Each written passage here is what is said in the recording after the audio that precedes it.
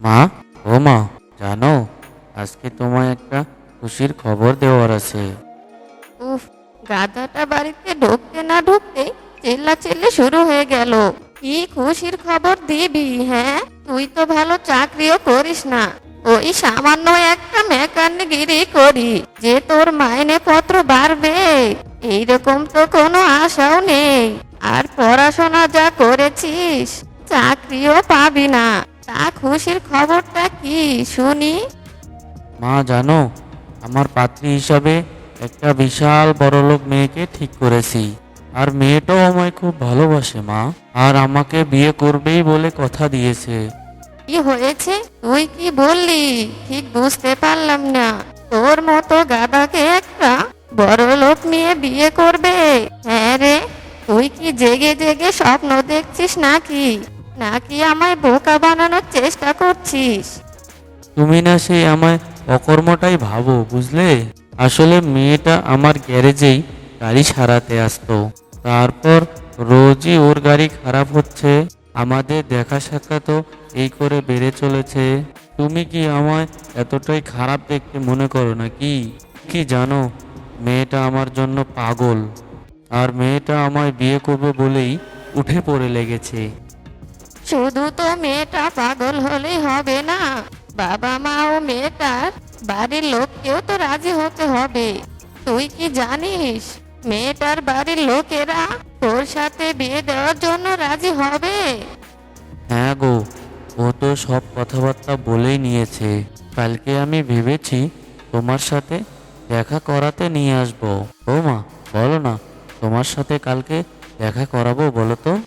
তুই যদি এই কাজটা করতে পারিস তাহলে বলবো এতদিন একটা ভালো কাজ করতে চলেছিস, না হলে সারা জীবন তো হেলুরামে ছিলিস। যাকগে, একটা ভালো মেয়ে যখন পছন্দ করেছিস বিয়ে অবধি সেটা গড়ালেই ভালো।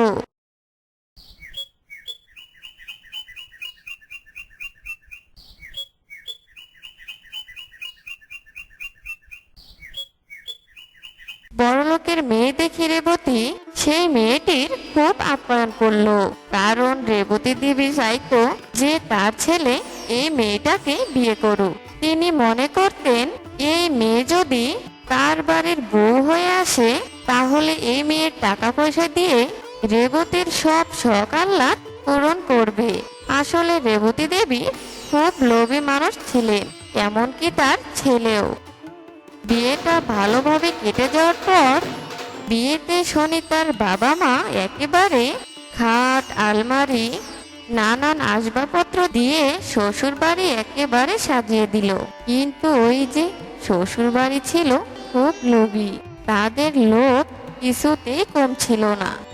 আরে গাধা শোন, তুই তো একটা বড়লোক মেয়েকে বিয়ে করেই ছাড়লি, তাই এখনই যদি ওর থেকে ভালো মন্দ কোনো কিছু যদি না নিয়ে নেই পরে আর নিতে পারবো কি আমরা? এটা তুমি কি বলছো মা? এমনিতে ওর বাপের বাড়ি থেকে বিয়েতে এত কিছু উপহার দিয়েছে, এরপরও আরো জিনিসপত্র চাইলে জিনিসটা খারাপ দেখা যায় না? বাবা গো বাবা, দুদিন হতে না হতে বউয়ের হয়ে কথা বলা শুরু করে দিছিস। শোন, আমার কথা মতো চল, তাহলে তোর ভবিষ্যৎটা ঝকঝকে হয়ে যাবে, বুঝলি? তুই আজকে গিয়ে বৌমার সাথে কথা বলবি, বলবি তোর সুইজারল্যান্ডে যাওয়ার অনেক শখ, তা দুইজনে সুইজারল্যান্ড হানিমুনে যেতে চাস। আর একা কেন হানিমুনে যাবি? আমাকেও তুই নিয়ে যেতে চাস? বয়স্ক মানুষ বাড়িতে কি একা ফেলে যাওয়া যায়? এই রকম একটু কথাবার্তা বলবি, বৌমা রাজি হয়ে যাবে। হ্যাঁ, এটা তো তুমি একদম ঠিক কথা বলেছো। হ্যাঁ, দাঁড়াও, আমি আজকেই গিয়ে এ ব্যাপারে কথা বলবো।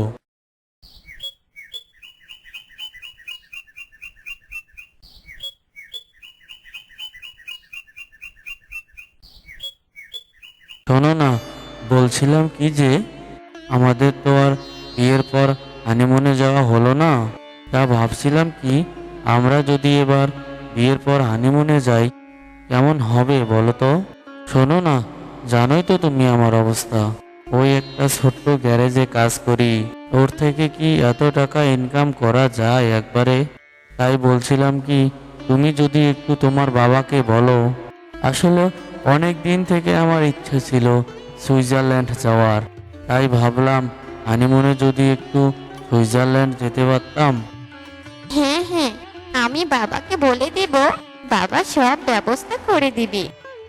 আমি আসলে এটাও ভাবছিলাম, আমরা তো যাবই, কিন্তু মাকে একা বাড়িতে রেখে যাওয়া ঠিক হবে? এমনি বয়স্ক মানুষ, তাই ভাবছিলাম মাকেও নিয়ে যাই। কি বলো তুমি?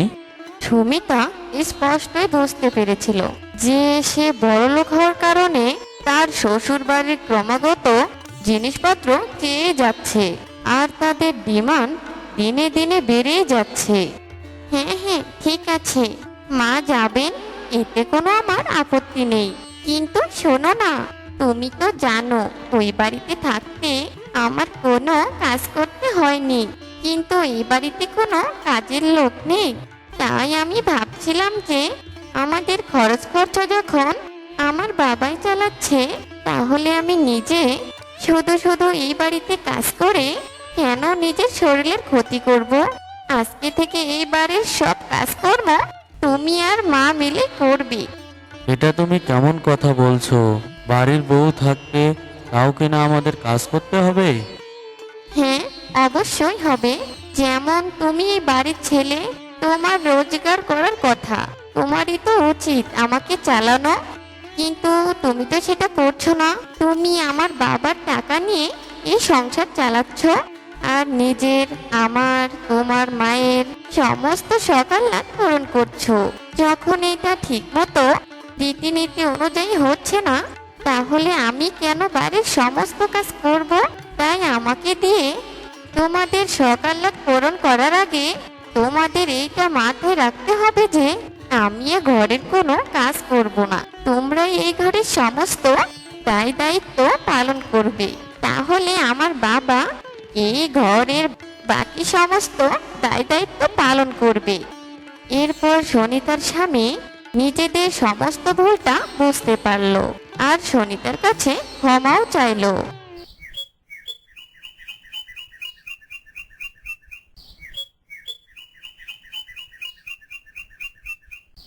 পরের দিন সকালে, বৌমা, তুমি আমাদের ক্ষমা করে দাও বৌমা।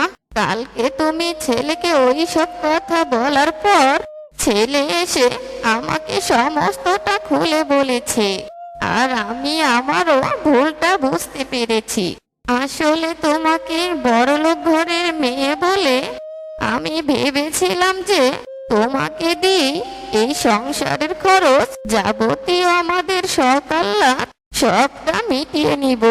আমাদের তুমি ক্ষমা করে দাও বৌমা। এতে শুধু আপনার দোষ নেই মা, আসলে আমাদের সমাজটাই এরকম। আমাদের সমাজে এরকম আরো অনেক মানুষ আছে যারা বাড়িতে বউ এনে ভাবে যে বাড়ির বৌমাকে কাজের লোক বানিয়ে রাখবে, আর এমনকি বউয়ের বাপের বাড়ি থেকে টাকা পয়সা সমস্ত শোষণ করে নিবে। কিন্তু সবাই তো মুখ বুজে মেনে নেয় না মা। আমার মতো মেয়ে যদি এরকম প্রতিবাদ করতে পারত, তাহলে হয়তো আমাদের এই সমাজে চিত্রটাই বদলে যেত। তাই আমি বলবো প্রত্যেকটা মেয়েকে অন্যায়ের বিরুদ্ধে রুখে দাঁড়াতে।